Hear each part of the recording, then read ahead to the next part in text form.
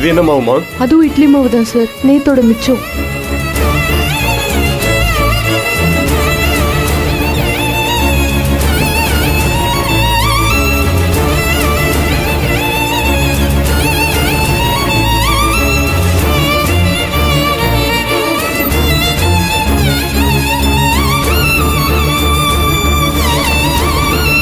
Kannan sir, பக்கத்துல எதனாச்சும் lab இருக்கா சார்? நெக்ஸ்ட் ஸ்ட்ரீட்ல இருக்கு சார். ஓ அப்படியா? இந்தாங்க, இத உடனே எடுத்துட்டு போய் செக் பண்ணிட்டு ரிசல்ட்ட சீக்கிரம் வாங்கிட்டு வாங்க. ஓகே, இதோ வந்துறேன். சரிங்களா? கொஞ்சம் சீக்கிரம் வாங்க. எல்லாத்தையும் தரவா செக் பண்ணிட்டோம் சார். லேப் டெஸ்ட்டுக்காக கொடுத்துருக்கோம். கண்டிப்பா சார். ரிசல்ட்டுக்காக தான் சார் நாங்க வெயிட் பண்ணிட்டு இருக்கோம்.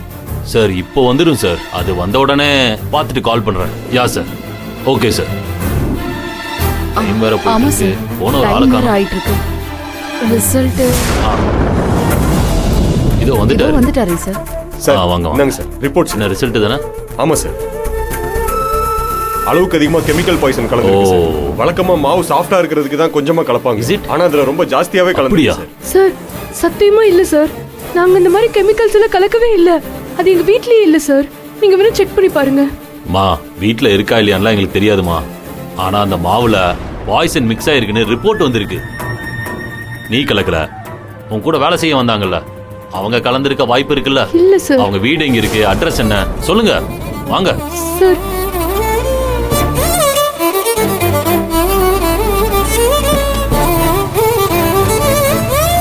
விஜி, வாங்க. விஜி, யாரு விஜி இவங்கெல்லாம்? என்னாச்சு விஜி? நாங்க சமைச்ச மாவுல ஏதோ பிரச்சனையா இருக்குங்க. நிறைய பேர் ஹாஸ்பிட்டல் இருக்காங்களாம். அதான் என்கொயரி பண்ணி இவங்க வந்திருக்காங்க. என்கொயரிக்கா? சார் நானும் வரேன் சார். இவரு யாருமா? என்னோட ஹஸ்பண்ட் தான் சார். ஆமா சார். வாங்க, ஜீப்ல இருங்க. வாங்க வாங்க சார்.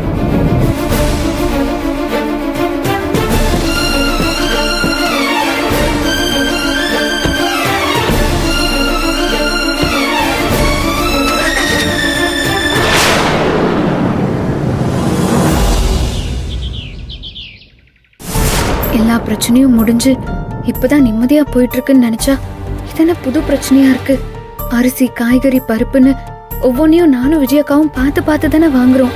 அப்படி இருக்கும்போது நாங்க செஞ்சதை சாப்பிட்டு எப்படி வாந்தி மயக்கம்லாம் வரும்? வாய்ப்பே இல்ல. அது வேற எங்கேயோ தான் நடந்திருக்கு. கண்டிப்பா நாங்க செஞ்சு கொடுக்கற கடையா இருக்காது. இதுக்கும் விஜயக்காக்கு ஃபோன் பண்ணி கேட்டு பாப்போமா? அவங்க குரலே ஒரு மாதிரி பதட்டமா இருந்துச்சு. நான் பேசி அவங்க இன்னும் பதட்டமாயிட்டாங்கன்னா கொஞ்சம் லேட்டா பேசி பாப்போம். எதுக்கு இப்ப அவசரமா எங்க 2 பேரையும் வர சொன்ன? அம்மா கிட்ட இப்ப சொல்லு. இல்ல, இப்போ சம்மர் வந்துருச்சு, அதனால ஒரு டூர் போலான்னு. அப்பாப்பா, அதான் இப்போ வாரெல்லாம் முடிஞ்சிருச்சுல, நாம காஷ்மீர் டூர் போயிட்டு வரலாம். அம்மா கொடைக்கானல் டூருக்கே கூட்டிட்டு போக மாட்டாங்க. இதுல இவ காஷ்மீர் வரைக்கும் போயிட்டா. ஏமா எதுக்குமா அவ்வளவு தூரம் போயிட்டு? இந்த பக்கத்துல இருக்கிற சுவிட்சர்லாந்து வரைக்கும் போயிட்டு வந்துருவோம். பாஸ்போர்ட் எடுத்துல வந்து பக்கத்து ஊர் கூட போகலாமா? புக்கு புதுசா இருக்குமா? கொஞ்சம் பேசாம இருக்கீங்களா? சரிம்மா, காஷ்மீரே போவோம். காஷ்மீரை சுத்தி பார்க்க போறதெல்லாம் இருக்கட்டும், முதல்ல ஒழுங்கா படிக்கிற வழியை பாரு சுரேகா. உன் ப்ரொஃபஸரை பார்த்தேன், மார்க்லாம் ரொம்ப கம்மியா எடுக்கிறியாமே. பாப்பா, அது வந்து டேர்ம் எக்ஸாம்பா. நான் செமஸ்டர்ல நல்ல மார்க் எடுத்துருவேன். இப்ப எதுக்கு நீங்க சம்பந்தமே இல்லாம எக்ஸாம் பத்தி எல்லாம் பேசிட்டு இருக்கீங்க?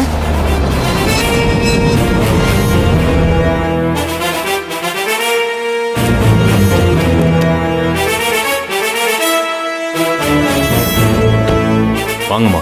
இந்த வீடு தான் சார். இந்த வீடு தானா?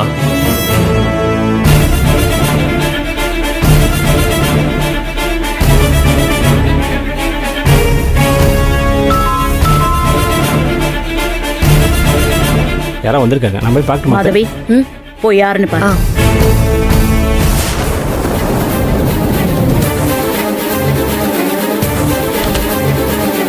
ஏய் விஜய், விவேக், நீங்க இவங்கெல்லாம் யாரு? நாங்கெல்லாம் உணவு பாதுகாப்பு துறை அதிகாரிங்க. ஒரு என்கொயரிக்காக வந்திருக்கோம். என்கொயரியா? ஆமா. சரி, வாங்க உள்ள வாங்க. அம்மா, ஃபுட் சேஃப்டி டிபார்ட்மெண்ட்ல இருந்து வந்திருக்காங்க. என்ன? எந்த டிபார்ட்மெண்ட்? Food safety department. என்னடி சொல்ற? ஆமாம்மா. எங்க இருந்து வரீங்க? உணவு பாதுகாப்பு துறை. உணவு சார் நாங்க குக்கர் மேனுஃபேக்சர் பண்றோம், ரியல் எஸ்டேட் பண்றோம், சில எக்ஸ்போர்ட் இம்போர்ட்லாம் கூட பண்றோம். பட் ஃபுட் டிபார்ட்மெண்ட் அதுக்கும் எங்களுக்கும் சம்பந்தமே இல்லை. நான் சொல்றேன் மேடம், முதல்ல இங்க நந்தினிங்கிறது யாரு?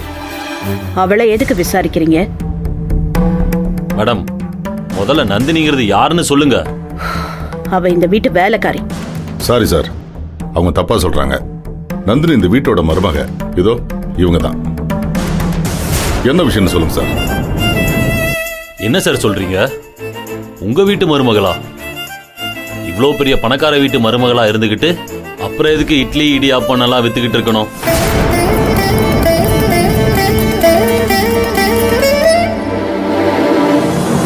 உங்க ரேஞ்சுக்கு கோடி கணக்கில் இன்வெஸ்ட் பண்ணி என்னென்னமோ பண்ணலாமே. அதை விட்டுட்டு தள்ளுவண்டி கடைக்கு இட்லி சுட்டு விற்கிறது, இடியாப்பம் விற்கிறது, இந்த வேலை எதுக்காக செய்யணும் சார்? சார், அதெல்லாம் எங்களுடைய பர்சனல். நீங்க எதுக்கு வந்திருக்கீங்களோ அதை மட்டும் சொல்லுங்க. சார் நான் சொல்றேன் சார், உங்களுக்கே தெரியும், நானும் நந்தினியும் சேர்ந்து எங்க வீட்லயே வச்சு இட்லி இடியாப்பம்லாம் பேக் பண்ணி கடைக்கு கொடுத்துட்டு இருந்தோம் சார். அப்போ நாங்க கொடுத்ததை சாப்பிட்டு அங்க ஒரு 60 பேருக்கு ஏதோ வாந்தி பிதி மயக்கம்லாம் ஆகி ஹாஸ்பிட்டல் சேர்க்கிற வரைக்கும் போயிருக்கு சார். என்ன? இவங்க எல்லாரும் நேரா வந்து எங்க வீட்டில் தான் ஃபர்ஸ்ட் செக் பண்ணாங்க. மாவுல ஏதோ கெமிக்கல் பவுடர் கலந்துருக்கிறதா சொல்றாங்க சார். இப்போ இங்க விசாரிக்க வந்திருக்கிறதும் அதுக்கு தான் சார். ஆனா சத்தியமா சொல்றேன் சார், நாங்க இந்த மாதிரி கெமிக்கல் பவுடர் எதுவுமே கலக்கல சார். நல்ல வேளை அந்த கடப்பக்கம் நம்பல. ரொம்ப தரமா தான் செஞ்சோம். ஆனா எப்படி மாவுல அப்படி கலந்துருக்கோன்னு இவங்க சொல்றாங்கன்னு எங்களுக்கு புரியல சார். கேட்டுக்கிட்டீங்களா? இதுக்காக தான் வந்திருக்கோம். என்னம்மா, நீங்க தான் சமைச்சீங்களா? நாங்க 2 பேரும் சேர்ந்து தான் சார் சமைச்சோம். ஆனா நாங்க நீங்க சொல்ற மாதிரி எதுவும் போடவே இல்லை சார். மாட்டிக்கிட்டதுக்கு அப்புறம் எல்லாருமே சொல்றதாம்மா. இப்போதைக்கு 60 பேர் ஹாஸ்பிட்டல்ல இருக்காங்க. ஒருவேளை யாருக்காவது ஏதாவது ஆயிடுச்சுன்னா 2 பேரையும் அரெஸ்ட் பண்ணி ரிமாண்ட் பண்ண வேண்டிய வரும். சார்,